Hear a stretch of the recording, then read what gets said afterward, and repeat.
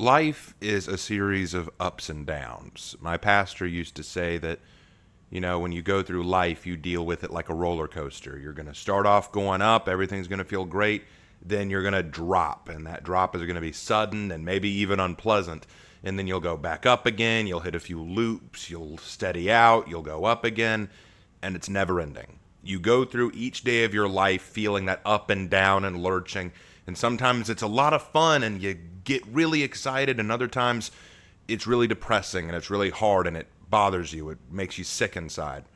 I think that's a really good way to look at life. And quite often, when I look back on the years that I've lived, there are times where I look at a whole year and I say, was this an up year, a down year, a steady out year? What kind of year did we experience?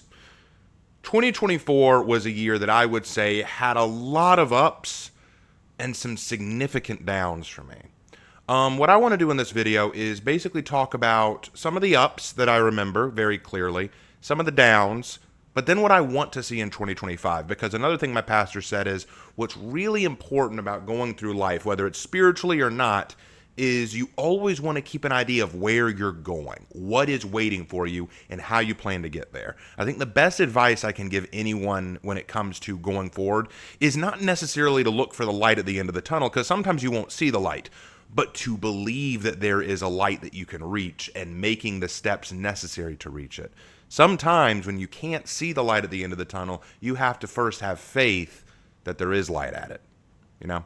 So let's talk about the year 2024. Let's start with the positives. Let's start with those positives. My channel has grown exponentially. Like, it's such a surprise to me how much my channel has grown. Remember, guys, I started this channel initially as just this silly little For Honor channel that really didn't have a lot going for it. I wasn't really gung-ho about, like, everything. I was just like, I'm just going to do this for fun.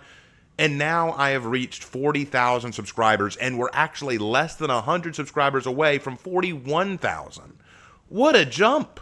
What a leap. We have grown so much, guys.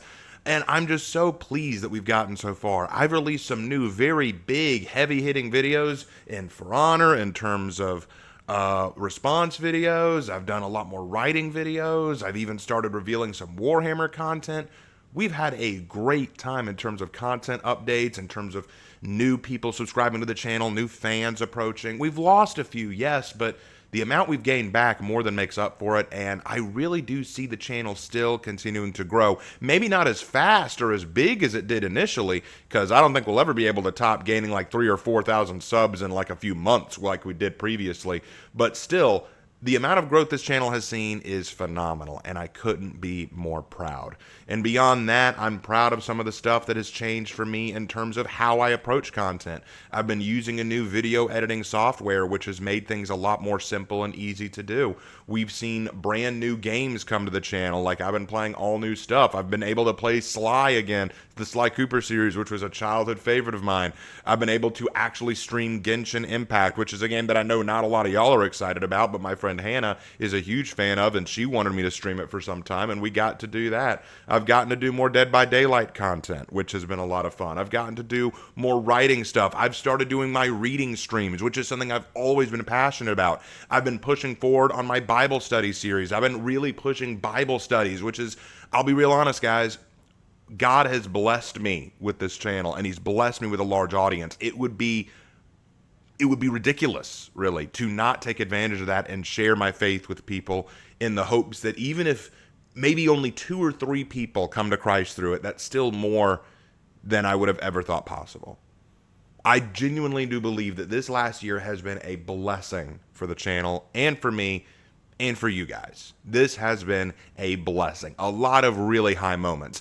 And in terms of For Honor itself, the game that I make so much content on, this has been a really, really good year for Honor. Sohei, while not being released as a very strong hero, I grant, is a very creative hero. I actually really enjoy playing him, and I think that his recent updates make him much better and a lot more entertaining to fight and play as. I think a lot of the updates we've seen to a lot of heroes have been very, very good. I think that Warden is now in a great place. I think that they fixed a lot of issues with Nusha. I think that they finally fixed a lot of issues we've had with Lawbringer. So many characters have gotten so much attention now. I really do feel like the game has been doing so much better than ever before. And I'll be honest, other than maybe the Halloween event, which I'll grant wasn't what everyone was expecting, and I can understand if you were disappointed with it, everything else about the year I think was top tier. The new maps that came out are great. The character updates have been great. The new hero, great. Not at first, but he's gotten to be great. And most of the hero skins, great. So this was, in my opinion, a banner year For Honor and a great year for the channel. But of course, with all things, there are some downs. There were some downs this year, and some of you remember them. For example, I hit some financial hot water this year. It was not easy. We hit a very bad rut. A lot of bills that came about, medical, some of them, because I ended up in the hospital for a little bit, which, that happens. That does happen. And because of some of those bills, we hit a bit of hot water. But you know what? That brings us back to a positive, because so many of you came through when I never expected it. Like, it's one thing to have a large fan base. It's another thing to have a large amount of friends. It's another thing to have a large amount of people who actually do care about you enough to say, hey, man, you're going through rough times. Even if I can't help financially, I still support you. Not every YouTuber, even ones with more subscribers than I do, can say that. So that alone is a major positive. That is a major positive, even out of the negative. But yes, I can't deny the financial issue was a negative. And we're still not 100% out of it yet, but we are moving forward. We are doing better than we were when I made that emergency announcement video. That is huge. That really is. And I'm so glad that we're moving our way out of that. We also had some problems in terms of family and friend issues. I lost a few friends this year, and that was not fun. That was not good. It hurt. We also had some losses in terms of the second channel. If y'all remember, I made a second channel dedicated to writing. If I recall correctly, we shut that down earlier this year, just because no one was watching it. And that's fine. It's not a big deal. It's disappointing, but it's not a big deal. Y'all are going to watch what y'all want to watch. And if the writing stuff is not your first thing, I get it. I 100% get it. It is disappointing, but it is the way it is, and I accept that. But I thank you to all of you who continue to follow my writing stuff, so that does mean the world to me. So there have been some downs in that regard, and also downs in my personal life. I've had a falling out with my Longhorns career. I still help them. I still am kind of there, but it's not full-time anymore, and that's largely because of how they treated me, which is it was not cool. They're still good people. I'm still on good terms with them, and I help them when they need it. I'm still there when they need it, but I just don't have any major commitments to them anymore. I'm going back into teaching, hopefully overseas soon, which would be phenomenal. I've been growing in my faith every day, which is really good. So I've been making up for those losses, and I think that's something really important. You notice that even as I talk about the losses, I bring up positives that come from them, because I think it doesn't do you any good to wallow in pity and pain and sadness. If you spend all your life sitting around thinking about how bad you have it, you're never going to get to the good stuff. You have to, and I mean this, you have to look on the positive. My dad said this a long time ago, and I hold it in my heart. Your attitude is your choice. You can't control what happens to you in life. You can't control what life throws at you, but you can control how you approach it. And you have a choice to make. You can either choose to look at the bad stuff and say, oh, woe is me. Everything's bad. I'm never getting out of this. I'm just going to suffer for eternity. Or you can look at it as, man, this stinks. Let's make something good out of it. I learned that when I was younger, and I've tried to hold on to it. It's not an easy thing to do, because it requires you to look at yourself and really analyze how you approach problems and how you approach the world and how you think. But it has helped me look at all the bad stuff that's happened this year, all the difficult stuff, and say, you know what? That is rough, but let's try to move forward anyway. And I want to thank all of you, my audience, my fans, who have helped make that possible. I could not, and I mean this, could not have had such a time moving forward this year if it hadn't been for you guys. If it hadn't been for you guys. You guys have been supporting me, not just financially. I appreciate all of you who donate. You know who you are. But I appreciate all of you guys for just continuing to support me, coming to my live streams, which I do so regularly, listening to my Bible study series, watching my writing stuff. It means the world that I have such devoted audience members, so thank you to all of you. And if you are a new audience member and only just recently found me through a recent video, hey, welcome. I'm glad you're here, and I hope you find some really cool stuff on this channel. We do so much here, and I hope that there's something here for you. I try to cover a lot of stuff, not just For Honor. I cover Dead by Daylight. I cover writing and writing advice. I play a lot of different games. I discuss faith in my Bible study series. We do a lot of stuff here. So I hope that there's something here for you too. So frankly, I'm going to say this. The year overall, I think, was a net positive. I think, yes, there were a lot of tough things. There were a lot of bad things. But this was a net positive, I feel like. I'm very optimistic about what's coming. Now, which leads into my expectations for next year. Next year, people have been asking me a lot, do I think that For Honor will last in the next year? Well, we don't have any official confirmation from the For Honor team, but I think this. I'm well aware that Ubisoft is not doing well as a company. A lot of their decisions in terms of some of their games, like Assassin's Creed Shadows and Star Wars Outlaws, have not done well. And I agree to that. I also think that it is highly possible that Ubisoft will not last much longer. However, my thoughts on For Honor? I think that it will remain, at least for another year or two. It might get picked up by another company. It might not release as much content as frequently, but I don't think it's going anywhere. And I have two reasons why. The first is because For Honor is too unique of a game. And despite people saying, oh, dead game, they've been saying dead game since the game came out. They've been saying dead game since year one. It's been going for 8 years. That is impressive for a fighting game. Most fighting games like this do not last this long. And the reason why it's lasted so long, I think, is because of how unique it is, how creative the combat system is, how devoted the fan base is, and how fun the content can be. You can say, oh, this content was cringe, this content was bad, this content was overpriced. Sure, and maybe some of that is true. But as a general rule and overall, I think For Honor has done the impossible. I think it has really, really stood the test of time. 8 years is a long time to be lasting. And like I said, I think this year overall was a positive. And I think that that's only going to be encouragement to go into a year 9, which I think would be excellent. So, what do I want from next year? Well, in terms of For Honor, I think we can take a break from Heroes, unless they plan to release some Wulin Heroes. Please give us some Wulin Heroes. But if you're not going to give us Wulin Heroes, then just don't give us any heroes next year and focus on new maps, updates to characters, some new content, new hero skins, stuff like that. I think all that would be great. I'd also like to see them try to advertise the game more, get it out there a bit more, get more people invested in the game so that more people can see it and we can get a larger fan base playing it. I think that would behoove it. I also would like to see, not just For Honor, but games like Dead by Daylight see some improvement. As many of you know, I'm not a big fan of what they did with the Houndmaster killer that they released. I'm not pleased with that. I thought that was a very poor decision on their part in terms of how they approached the lore and the writing. Yes, I know that there are people who like the gameplay now, but I wasn't impressed with it back then myself. I'm hoping that they can make some adjustments to that, and I hope that they can get creative again with how they do characters and seasons in Dead by Daylight. So I hope that will continue to grow and flourish.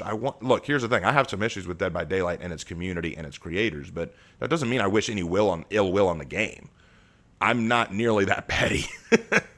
It's a funny thing. I think that quite often we as people like to get petty. I think it's easy to fall into that attitude of, I don't like this aspect of something, so I'm going to hate the whole thing. It's kind of like when the Halloween event this year happened in For Honor, and people didn't like the Destiny event. So they immediately took out their anger on the game as a whole rather than just the event. Instead of just saying the event was cringe, they argued the game itself is cringe, and you know it's cringe because of this event, ignoring everything else good about the year.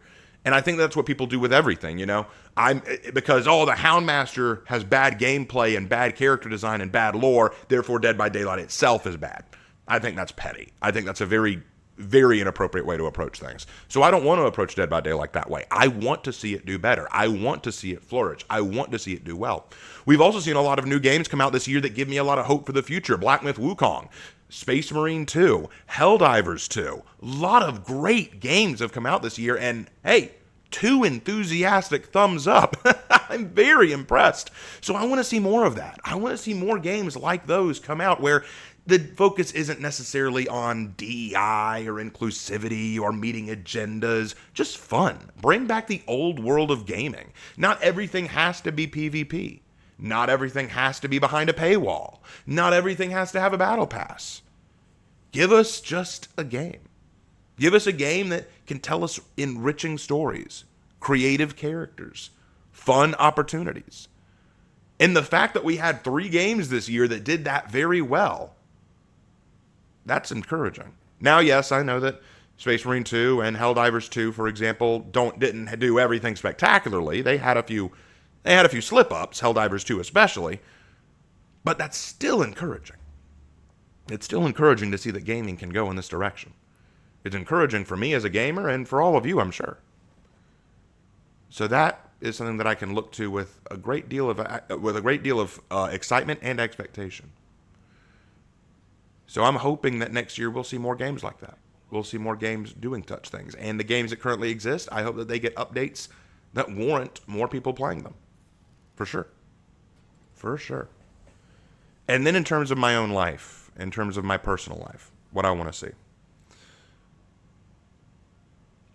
I want to go overseas. I want to get across the ocean. I want to go visit China. There may be an opportunity for that. I want to visit Japan, Korea. I want to see my friends who live there. I want to get reconnected with them. I want to strengthen my faith in Christ. Not to say that I don't believe, just, the walk with Christ is always a tough one. Sometimes it can be difficult, and I'd like to strengthen my faith for the journey ahead into 2025. I'd like to become a stronger and better Christian than I am now. I'd like to make more money, not just on YouTube, but from my teaching career and from helping out at Longhorns. I'd like to see myself returning to all that. Right now, I'm acting as a substitute and tutor, but I'd like to see myself actually back in the classroom again. I was actually reached out to just on my birthday by an old student of mine when I was teaching in the Midlands. And hearing where she is now and what she's doing is so very much encouraging. It's so encouraging. It fills me up with pride to know that this girl who I taught in high school is now doing incredible work in Australia on mission. I'm so excited for her. And the idea that there could be more people out there just like her who could do wonderful things like that, just waiting to be reached. Not just me, but we all need to try to reach them. We need to find them, I want to see my family continue to flourish. My mom and dad are doing well. I got to visit them, which was great. My brother is doing well. I want him to do great this year. Hopefully he can move to a better school than what he teaches at now, one that'll appreciate him more and not run him through the ringer like he seems to be constantly. There's so much I want to see from next year, and I probably won't see all of it. There's probably some things next year that I will not see happen that I want to see happen. But the truth is, like I said at the very beginning, life is a roller coaster of ups and downs. You won't always see when the ups or downs come. You may not even see the light at the end of the tunnel. But you have to have faith that there is one. Faith isn't easy to have. A lot of people poo-poo the idea of faith. It's like, wow, faith doesn't get you anywhere. It's just blind superstition. It's blind guesswork. Faith is more than that. Faith is more than that. Faith isn't just blind belief. Faith is a surety in yourself and in the future. Faith is a surety, and when you have it, truly have it, nothing can replace it. I didn't mean for this to get all so deep, but I stand by what I say, guys. I am very pleased with how this year went. Despite all the rough patches, despite the difficult moments, despite the fallbacks, I'm pleased with how this year went. And next year, I want to be even better.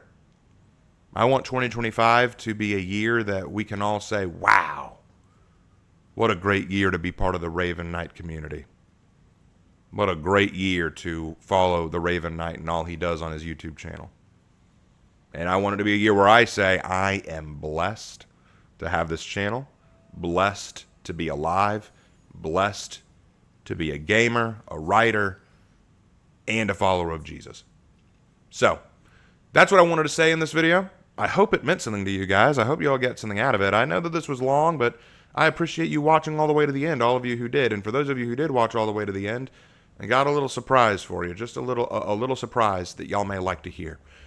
This year, what I plan to do is, at some point, I'll need to work it out with Lark to figure out how we do it, but I plan to start using my Patreon a bit more rewardingly, where we watch movies or TV shows and anime on it and just have a good old time. Like maybe we'll have a movie or TV show night where we just watch a movie or a TV show episode or something and we just have fun with it. I think that might be something fun we do, and that'll be available to anyone on Patreon. Wouldn't that be cool? Hey, those of you who watch the end, y'all got to hear that news first. All right, guys. Thanks so much for watching. And I'll see you in my next video, whether that's today, tomorrow, or into the new year. Thank you guys so much. See you there.